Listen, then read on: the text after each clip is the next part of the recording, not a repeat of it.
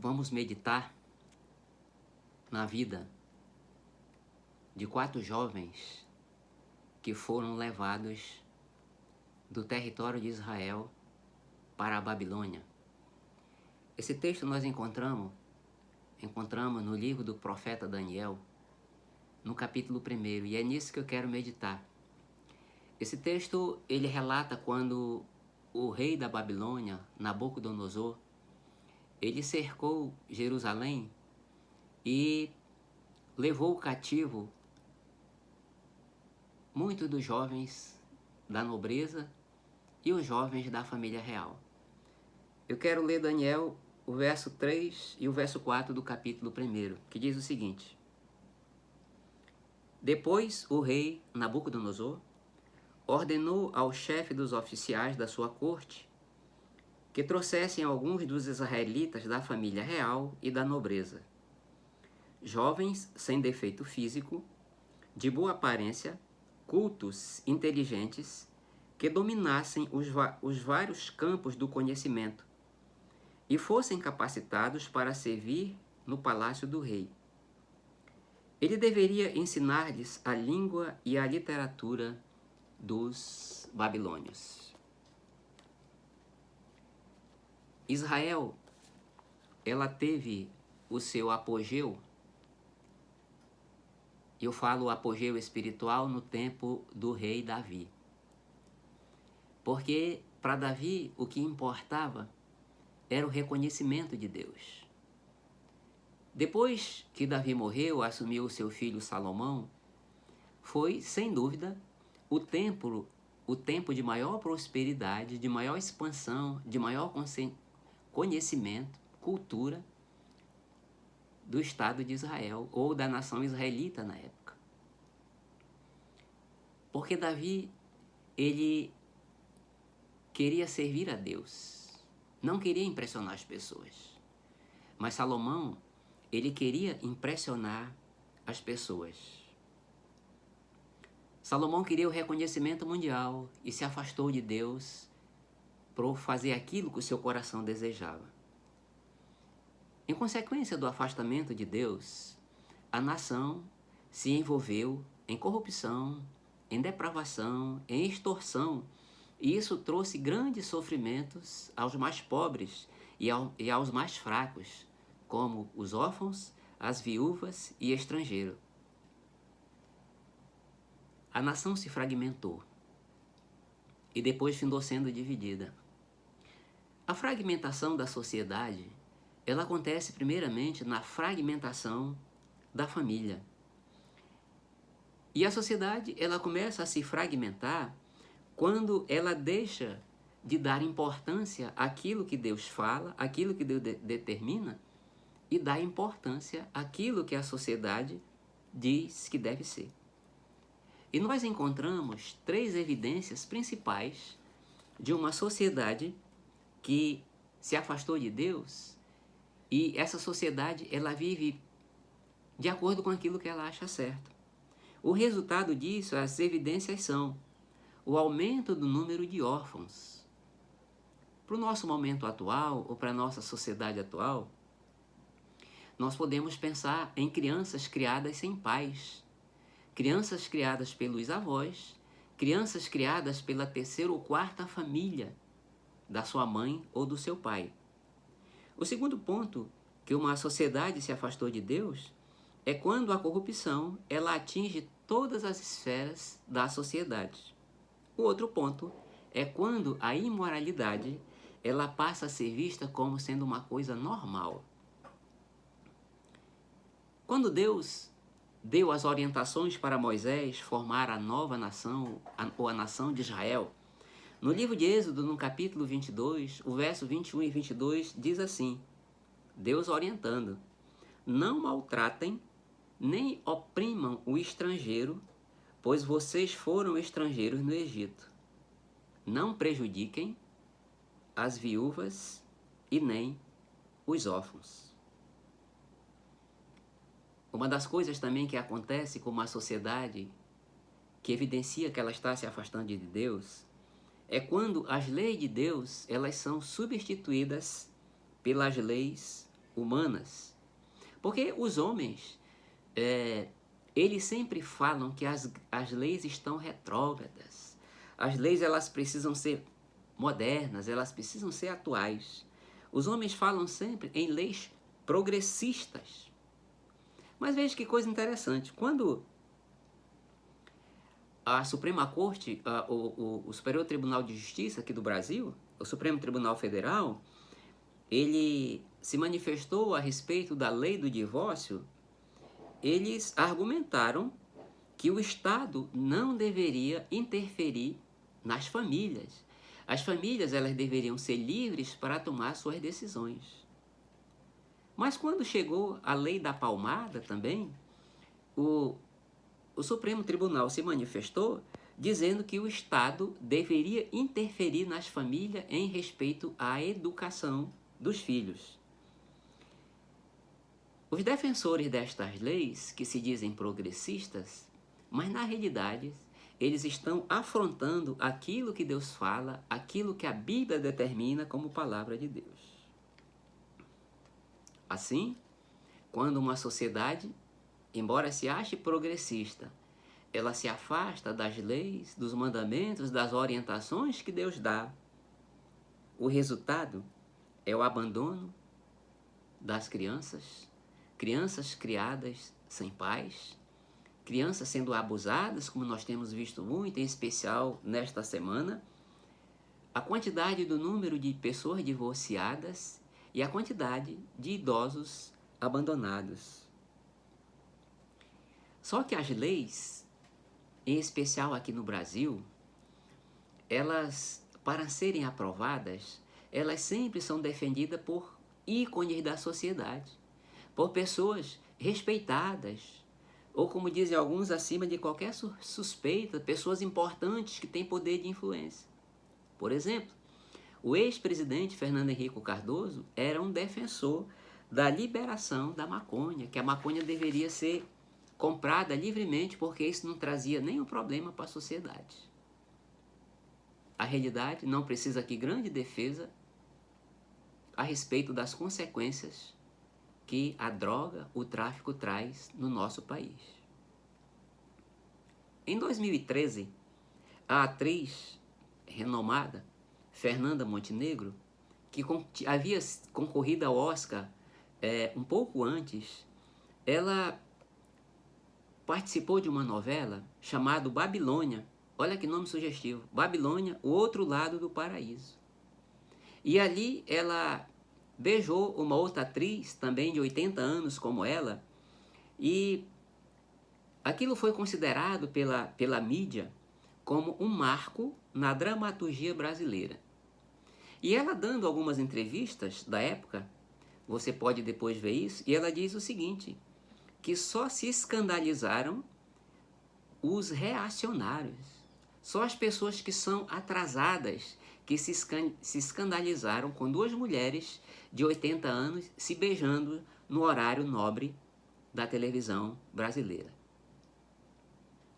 Isso realmente foi um marco na sociedade brasileira, em especial atores e atrizes, porque as pessoas que tinham vergonha de mostrar ou se declarar a sua homossexualidade, essas pessoas, elas perderam a vergonha. E ficou bem interessante uma palavra que dizia assim, fulano saiu do armário.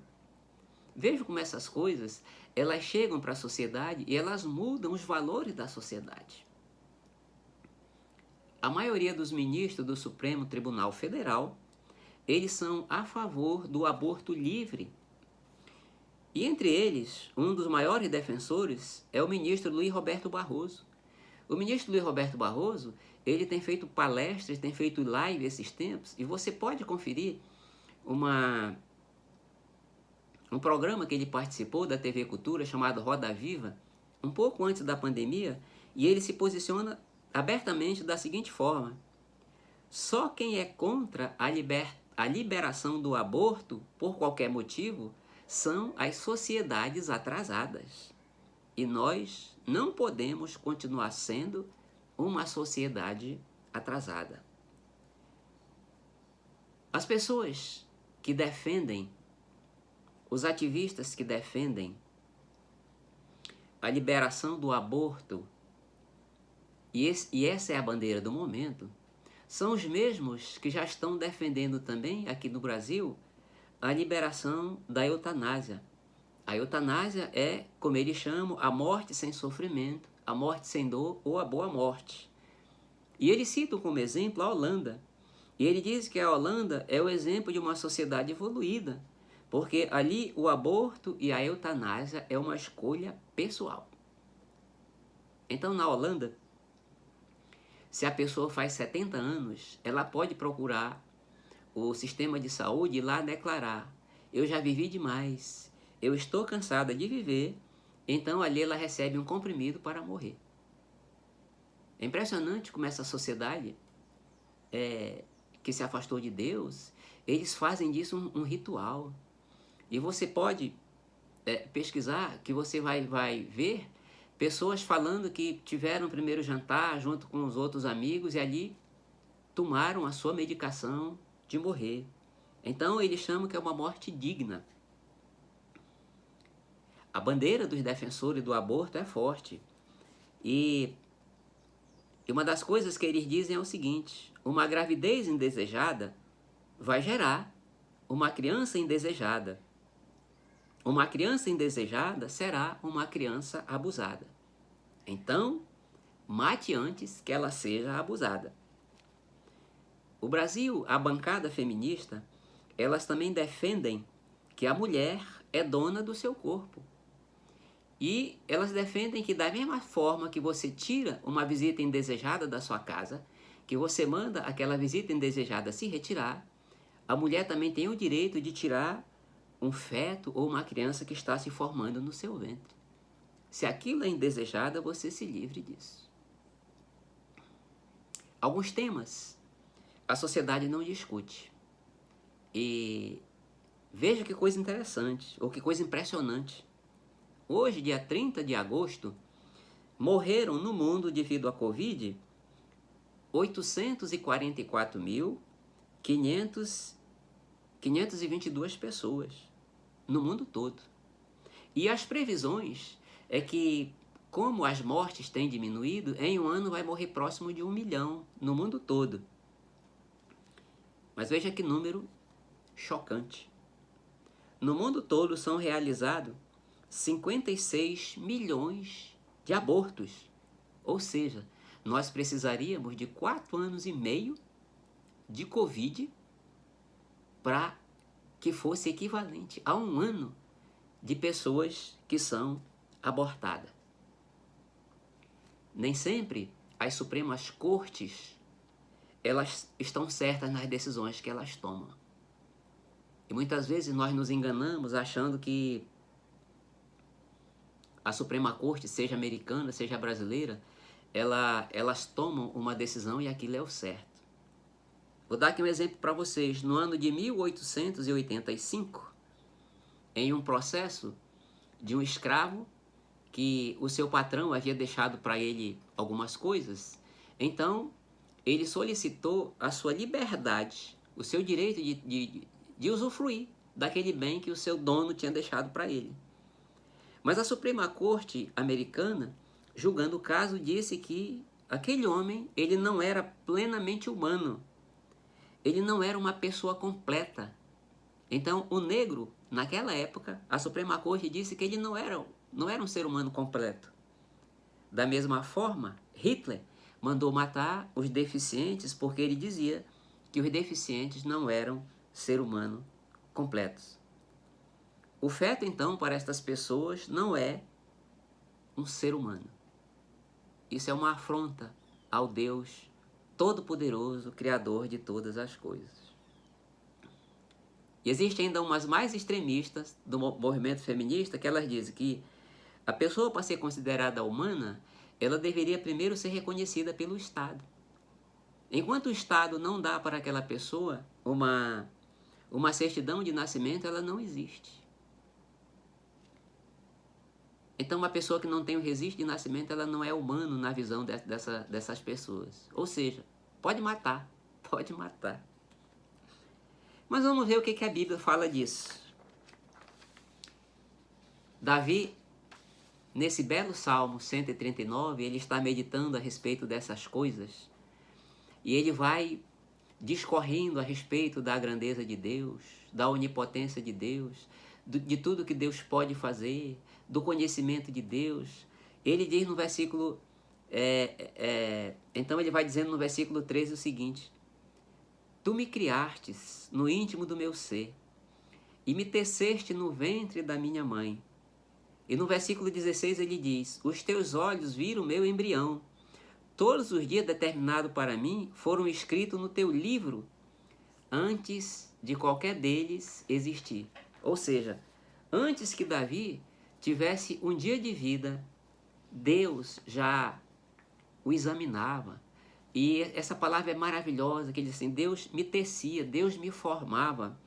E quando eu medito nisso, eu fico lembrando de muitas mães que vão fazer os seus exames de imagem quando estão grávidas, e muitas delas fotografam aquilo e colocam nas redes sociais, mostrando para as amigas em especial, né? E aí elas dizem assim: olha, aqui a mãozinha, aqui o pé, aqui o coração. Só ela e o médico vê. Só ela e o médico vê. Mas é impressionante a felicidades que elas têm, que essas mães têm, de olhar aquilo ali e ver que aquele ser está se formando. É um momento assim de extrema curtição. E numa linguagem mais moderna, ou uma linguagem atual, nós podemos dizer que Davi está dizendo o seguinte: olha, o Senhor me curtia enquanto o Senhor me fazia. O Senhor olhava para mim, o Senhor viu o meu embrião, quando eu ainda era apenas uma massa sem forma, como diz algumas traduções. Mesmo assim, o Senhor já me olhava, o Senhor já me examinava, o Senhor já me curtia. Então, na cabeça de Davi, o feto não era um atrapalho. Ele já era considerado para Deus gente. O apóstolo Paulo também tinha essa convicção. O apóstolo Paulo, na sua carta aos Gálatas, ele diz o seguinte, Gálatas 1,15: Deus me separou desde o ventre da minha mãe e me chamou por sua graça. O apóstolo Paulo diz: olha, enquanto a minha mãe engravidou, Deus já tinha um propósito para a minha vida. Deus já tinha uma missão para mim. E por sua graça, por seu favor, por seu cuidado, por seu amor, Deus me separou para uma missão. O apóstolo Paulo aqui está dizendo assim: olha, eu não sou um acidente. Eu não sou um atrapalho para Deus. Eu fui formado, eu fui gerado por um Deus que me ama, por um Pai amoroso. Um Pai que já me curtia no ventre da minha mãe. O profeta Jeremias, quando Deus o chamou também para ser a voz de Deus naquela geração, Deus diz assim para Jeremias, Jeremias 1,15: Antes de formar você no ventre, eu te escolhi. Antes de você nascer, eu separei você e o designei profeta às nações. Deus está dizendo para Jeremias: olha, Jeremias, você é um presente. Você foi um presente para sua mãe. Você é um presente que eu estou dando para essa geração. E que coisa extraordinária, Deus não diz assim para Jeremias: você é um atrapalho. Você não existe, você não tem valor. Porque aqui há um sentido de valorização do ser humano. Deus valoriza o ser humano. Mas uma sociedade, ela entra em decadência quando ela troca as verdades de Deus pelas verdades dos homens. É isso que o apóstolo Paulo fala em Romanos, o capítulo 1, versículo 25, que ele diz assim: trocaram a verdade de Deus pela mentira. Mas perceba uma coisa: a verdade de Deus, ela é mudada pela mentira dos homens de forma lenta. A sociedade vai aos poucos mudando os valores de Deus por valores humanos. E esses valores, depois, eles passam a ficar tão forte na sociedade que a sociedade ama aquilo. A sociedade, além de achar que aquilo que é o certo, ela passa a amar aquilo ali, aquilo faz parte da sua essência. O apóstolo Paulo, na mesma carta aos Romanos, capítulo 1, verso 18, ele diz o seguinte: a ira de Deus se revela dos céus contra toda a impiedade e injustiça dos homens, que suprimem a verdade de Deus pela injustiça. Suprimir quer dizer esconder, tentar afogar, não tentar mostrar. Então as verdades de Deus, elas são sempre escondidas. E ele segue dizendo no capítulo 1 de Romanos, no versículo 22, diz o seguinte: dizendo-se sábios, tornaram-se loucos. Então, muitas das leis que são aprovadas no nosso país, muitos dos valores que são defendidos pela sociedade no nosso país, são uma afronta ao Deus Santo. E essas pessoas que se acham inteligentes, que se acham sábias, Deus as qualifica como loucas. E é isso que vale. Os valores da sociedade, muitas vezes, eles são como um iceberg. O iceberg, ele pode ser bonito e pequeno por fora, por cima da água. Mas basta você dar um mergulho. E mergulha não precisa ir tão fundo, para você ver que ali é a semelhança do Titanic, que achou que aquele pequeno gelo não seria capaz, aquele pequeno bloco de gelo não seria capaz de fazer nada com ela. Assim é a sociedade. Esses valores da sociedade, que aparentemente são bonitos, na realidade, por baixo é destruição. Assim, a bandeira comum das pessoas que defendem tanto o aborto quanto a eutanásia, eles têm uma causa única. Mate antes que a pessoa sofra, quer dizer, antes de nascer para ser abusado. E mate também aquele que está sofrendo. A sociedade aqui, nesses dois extremos da vida, ela toma para si uma prerrogativa que é de Deus, ou pelo menos deveria ser de Deus. Quando Jó, ele soube a notícia, trouxeram a notícia que os seus filhos e as suas filhas haviam morrido em um acidente, em uma tragédia, Jó expressa-se da seguinte maneira. Jó diz: saí nu do ventre da minha mãe e nu partirei. O Senhor deu, o Senhor levou. Bendito seja o Senhor.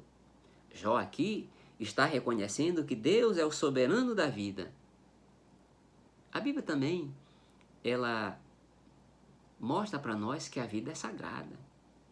E Deus deveria ter essa prerrogativa, que na realidade é dele, mas o ser humano, por dureza de seu coração, por rebeldia contra Deus, ele luta para que essas coisas passem a ser normal. Porque Deus sempre se preocupou com os mais fracos. Deus sempre se preocupou com os sofredores. E essa é a bandeira da sociedade. Proteja os mais fracos. Mate.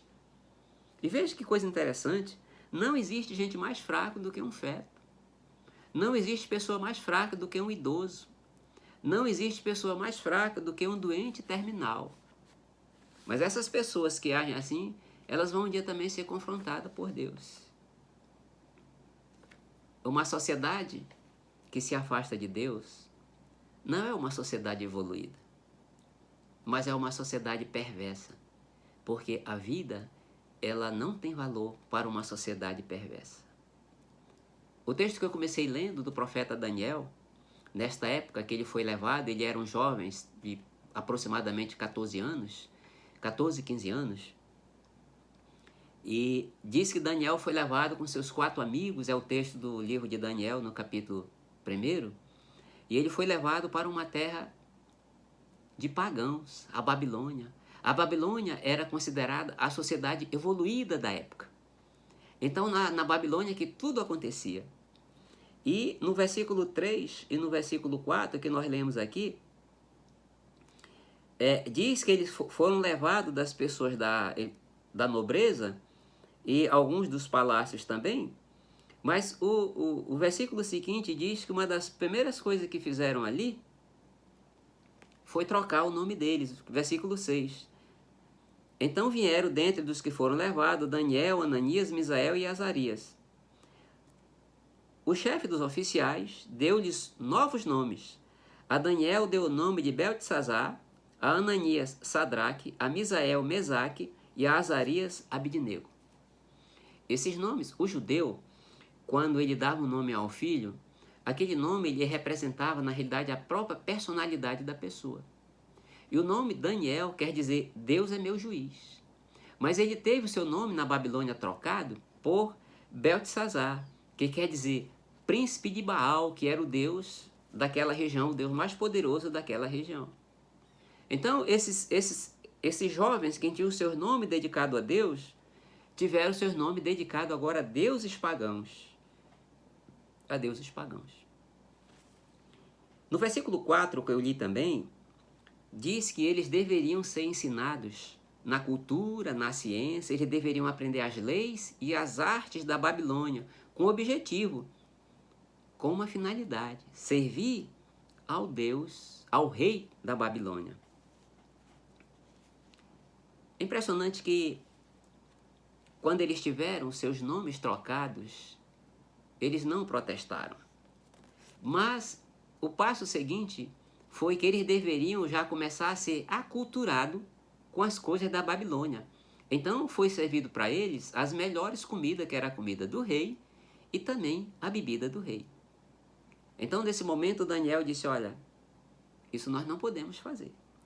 Então, ele não protestou quando mudou o seu nome, porque na cabeça dele, ou no pensamento dele, aquilo ali fazia parte de uma nação que dominava a outra. Entretanto, ele não mudou a sua essência. Ele não mudou a sua essência. E diz o texto aqui do versículo 8, que diz assim, Daniel, contudo, decidiu não se tornar impuro com a comida. Quando Daniel foi confrontado com a comida, então ele chamou o chefe das pessoas que cuidavam, e disse assim, olha, eu não posso comer essa comida. Então ele se recusou, e o sentido aqui de se recusar, o sentido aqui é de não se tornar impuro, ele diz assim, olha, eu não posso gostar, eu não posso aprender, ou eu não posso me contaminar com aquilo que Deus disse que eu não posso fazer. Deus havia dito, no Antigo Testamento, que a comida que o judeu poderia comer e a comida que o judeu não poderia comer. Então, quando Daniel foi confrontado com essa comida, ele disse, olha, isso aqui eu não posso. Aqui nós não podemos fazer isso. Por quê? Porque nós temos, embora o rei tenha mandado, mas nós temos um Deus maior que diz que nós não podemos fazer. Certamente que Daniel orou a Deus e orou muito a Deus com seus amigos para questionar esta decisão. E quando você vê que eles oraram, diz o texto do versículo 9 do capítulo 1, que diz o seguinte, Deus fez com que o homem fosse bondoso para com Daniel e tivesse simpatia por ele. Ter simpatia, aqui você tem que ver que foi uma prova de fé. Quando Daniel disse assim, olha, isso eu não posso fazer. Ele teve a sua fé respeitada. Deus tocou no coração daquele homem que disse que ele teve simpatia. Então aquele homem ele foi bondoso com Daniel porque Daniel tomou uma decisão. Olha, isso Deus proíbe. Isso Deus proíbe. E se Deus proíbe, eu não vou fazer. E uma coisa impressionante é que nós estamos sendo sempre confrontados com a nossa fé. Porque aquilo que a Bíblia diz que não pode, ainda que as leis, ainda que a sociedade aprove, nós temos que tomar uma decisão. Se Deus diz que isso não é certo, então eu vou ficar com as orientações de Deus. Por que isso?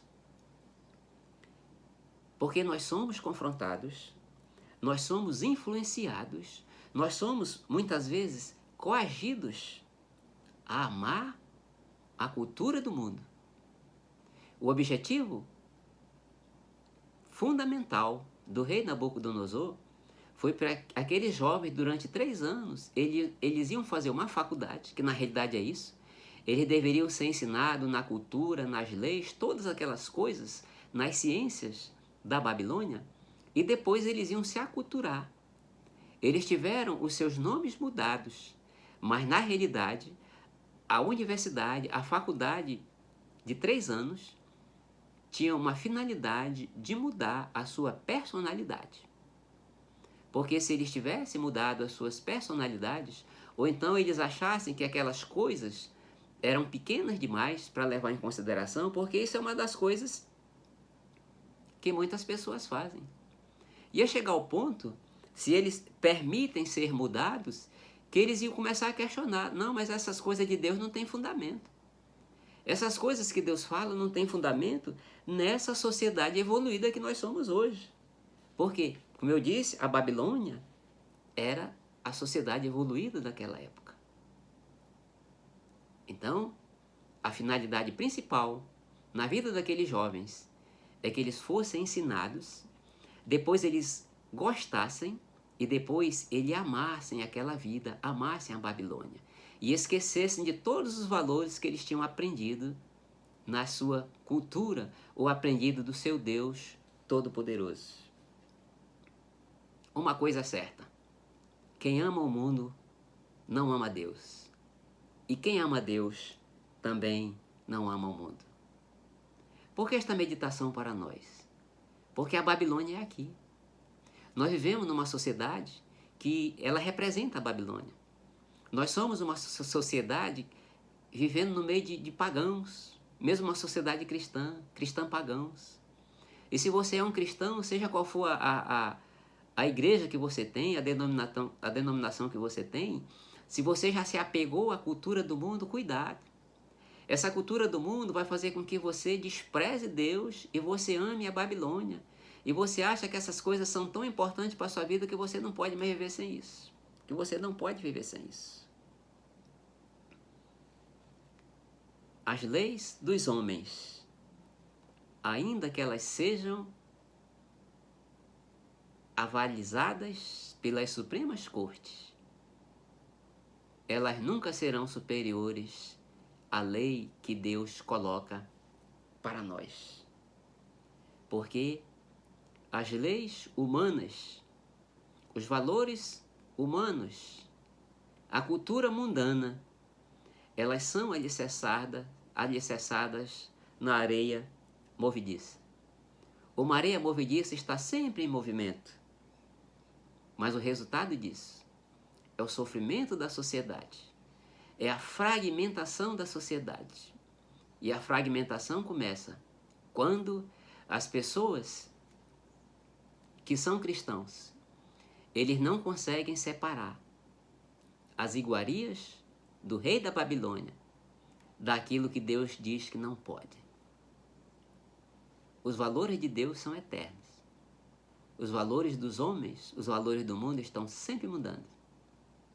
Quem ama Deus não deve amar o mundo. E nas belas palavras de Jesus, nós estamos no mundo, mas nós não somos do mundo. Que Deus abençoe você e que você tenha coragem de rejeitar aquilo que o mundo aprova e fique com aquilo que Deus aprova. Que Deus nos abençoe.